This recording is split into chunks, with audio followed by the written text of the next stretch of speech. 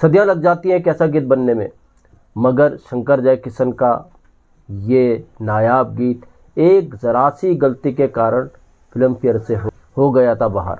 कौन सा गीत था, क्या यह पूरा किस्सा था, कौन सी फिल्म का यह गीत था, जिस पर बात करेंगे। दोस्तों चैनल पर नए तो चैनल को सब्सक्राइब कर लीजिएगा, बेल आइकन भी प्रेस कर लीजिएगा ताकि नोटिफिकेशन आप तक पहुंचते रहें। नमस्कार, मैं महेश कोहली बॉलीवुड संगीत के सफ़र से। दोस्तों शंकर जयकिशन साहब, जब इनका आगमन हुआ फिल्मी दुनिया में तो टाइप्ड म्यूजिक था उस समय। एक ही तरीके का संगीत बनता था और संगीतकार एक ही तरीके का संगीत बनाया करते थे। कम इंस्ट्रूमेंट लेकर के वो गाने रिकॉर्ड किया करते थे। मगर शंकर जयकिशन का जैसी आगमन हुआ, शंकर जयकिशन ने जैसी फिल्मों में संगीत देना शुरू किया तो एक ट्रेंड सेट किया शंकर जयकिशन ने। उनके गीतों में इंस्ट्रूमेंट जो हुआ करते थे ज़्यादा हुआ करते थे, कई वायलेंस, कई कोरस, रिदम, अलग अलग पैटर्न का रिदम हुआ करता था। तब जाकर के वो अपना गीत रिकॉर्ड किया करते थे। इसीलिए शंकर जयकिशन को ट्रेंड सेटर कहा गया। ट्रेंड सेट किया इस तरीके का शंकर जयकिशन ने फिल्मी संगीत जगत में। तो शंकर जयकिशन की अपनी खासियत थी गीतों को रिकॉर्ड करने की, और यही ट्रेंड जो था उन्होंने आगे बढ़ाया। कई संगीतकारों ने इसी ट्रेंड को फॉलो किया, इसी तरीके का संगीत वो अपनी फिल्मों में दिया करते थे। और शंकर जयकिशन से बहुत से संगीतकारों ने, बड़े बड़े संगीतकारों ने बहुत कुछ सीखा। देखिए सैड सॉन्ग शंकर जयकिशन से पहले सैड सॉन्ग्स का मतलब सैड सॉन्ग्स ही हुआ करता था। उनके रिदम भी स्लो ही हुआ करते थे, धुन भी स्लो ही हुआ करती थी। मगर शंकर जयकिशन ने सैड सॉन्ग्स में भी क्रांति ला करके रख दी थी। उन्होंने सैड सॉन्ग में भी फास्ट रिदम दिया, मगर जो सैड सॉन्ग की फीलिंग होती थी उसको ख़त्म नहीं किया। ये खासियत थी शंकर जयकिशन साहब की। राज कपूर साहब की फिल्मों से उन्होंने अपने कैरियर की शुरुआत की। बरसात उनकी पहली फिल्म थी। बरसात के गानों ने तो जैसे आग लगाती थी। इस तरीके से लोगों के दिलो दिमाग पर छाए बरसात के गीत। लगातार राज कपूर के लिए शंकर जयकिशन ने बैक टू बैक हिट संगीत दिया। राज कपूर की फिल्मों की जो कामयाबी का राज था वो उसका संगीत था, और उसके पीछे हाथ था शंकर जयकिशन साहब का। आवारा का गीत, घर आया मेरा परदेसी, कितने बड़े स्केल पे ये गीत पिक्चराइज हुआ, मगर इसकी रिकॉर्डिंग भी बड़ी मुश्किल से हो पाई। जी हाँ, शंकर जयकिशन ही ऐसे गीत की रिकॉर्डिंग कर सकते थे। घर आया मेरी परदेसी जैसे गाने के कई पार्ट्स थे, कई पार्ट्स में इस गाने को रिकॉर्ड करना था। इंट्रो कुछ अलग, फिर बीच में कुछ और आता है, फिर जाके कहीं मुकड़ा कुछ और आता है, अंतरे कुछ और आते हैं। इस तरीके का ये गीत था घर आया मेरा परदेसी। इसको रिकॉर्ड सिर्फ शंकर जयकिशन जैसे म्यूजिक डायरेक्टर ही कर सकते थे। और राज कपूर के इस ड्रीम सीक्वेंस के पीछे जो बड़ा हाथ था वो था शंकर जयकिशन का। तो दोस्तों ये जो किस्सा है राज कपूर साहब की एक फिल्म के गीत ही का है। जैसे मैंने कहा, राज कपूर साहब की फिल्में हो या औरों की फिल्में हो, बहुत मेहनत किया करते थे शंकर जयकिशन साहब। राज कपूर की एक फिल्म थी दोस्तों, जिस देश में गंगा बहती है। जिस देश में गंगा बहती है, जब इसकी स्टोरी शुरू में राज कपूर साहब के पास आई थी तो वहाँ पर शंकर जयकिशन भी मौजूद थे। तो इस कहानी को सुनकर पहले तो शंकर जयकिशन की जोड़ी के शंकर साहब भड़क गए थे। कैसी कहानी है यार, मारकाट वाली, क्या हम मारकाट वाली फिल्म में कोई संगीत देंगे? कोई इस फिल्म के अंदर संगीत का स्कोप होगा? कैसी ये कहानी है, हम इसमें संगीत नहीं दे सकते। इतना नाराज हो गए थे शंकर साहब जिस देश में गंगा बहती है की कहानी को सुन करके।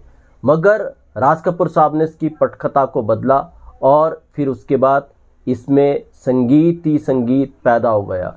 संगीत और गीत के लिए स्कोप पैदा हो गया। इस फिल्म के लिए, जिस देश में गंगा बहती है फिल्म के लिए, शंकर जयकिशन ने कुल 9 गीत रिकॉर्ड किए थे। सब के सब नायाब, सुपर डुपर हिट। एक गीत था दोस्तों इसका, जी हाँ, जिसका मैं किस्सा आपको बताने जा रहा हूँ। ये गीत था कालजयी। ये गीत है शंकर जयकिशन की रचना, ये अमर रचना है। और ये गीत है आ अब लौट चले। आ अब लौट चले जैसे कहावती बन गई है इस गीत की। आज तक ये गीत बिल्कुल तरोताज़ा है और ये गीत हमेशा अमर रहेगा। जी हाँ दोस्तों, इस गीत में शंकर जयकिशन ने बहुत मेहनत की थी। 100 कोरस, वायलेंस, मुकेश जी ने बड़ा प्यारा इस गीत को गाया। वो जो लता जी की एक आवाज़ आती है, एक अलाप आता है कोरस के साथ, वो अपने आप में गज़ब। और म्यूजिक कुछ इस तरीके से अरेंज किया शंकर जैक्सन ने इसका, वो जो राज कपूर साहब पर्दे पर कह रहे हैं डाकुओं को वापस नॉर्मल जिंदगी में आने के लिए, तो कुछ म्यूजिक भी इसी तरीके का शंकर जैक्सन ने इस गीत के अंदर दिया। क्लाइमेक्स सॉन्ग इसको कहेंगे, तो बिल्कुल ये क्लाइमेक्स सॉन्ग लग रहा था। इतनी मेहनत की शंकर जैक्सन ने इस नायाब गीत के अंदर। और सच कहूँ तो ऐसी सिचुएशन पे जो गीत कंपोज कर सकते थे, अब लौट चले जैसा गीत कंपोज कर सकते थे, वो हिंदुस्तान का कोई और म्यूजिक डायरेक्टर कंपोज कर ही नहीं सकता था शंकर जैक्सन के सिवाय। इतनी मेहनत की थी शंकर जैक्सन ने इस गीत के अंदर, मगर हुआ क्या दोस्तों, इस गीत को फिल्म फेयर अवार्ड नहीं मिला, जबकि कालजयी ये गीत था, और नॉमिनेशन भी शायद इस गीत को नहीं मिला जो रिकॉर्ड्स पर है। हुआ क्या दोस्तों, इस गीत के ऊपर एक छोटा सा धब्बा लग गया था, और मैं नहीं मानता कि वो धब्बा था।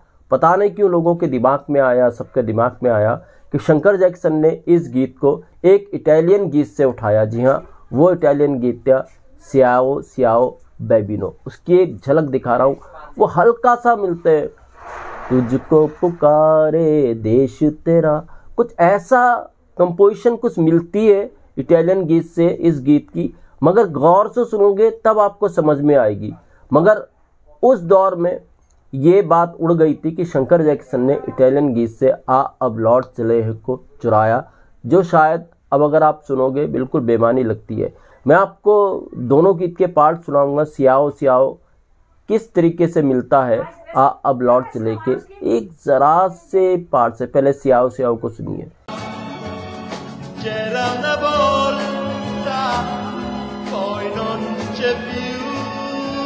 जी हाँ दोस्तों, अब लौट चले के उस पार्ट को सुनिए जिसे कहते हैं कि ये सियाओ सियाओ बेबिनो इटालियन गीत से मिलता है। तुझको पुकारे देश तेरा। क्या ये सच में मिलता है?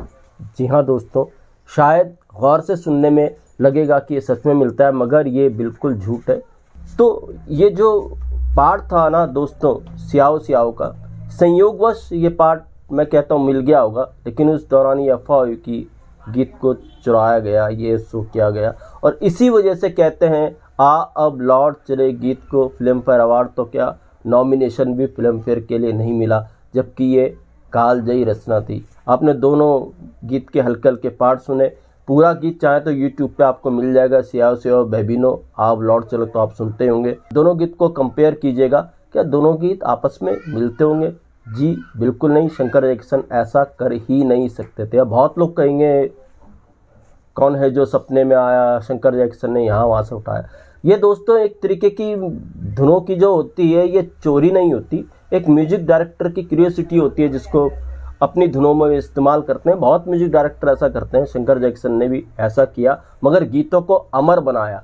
तो इस गीत में तो ज़रा सा पार्ट मिलता था जिसकी वजह से इस गीत को फिल्म फेयर अवार्ड नहीं मिला। तो दोस्तों ऐसे किस्से मैं आपके लिए लेकर के आता रहूँगा। महेश कोहली को दीजिएगा इजाज़त। Goodbye, good luck and take care.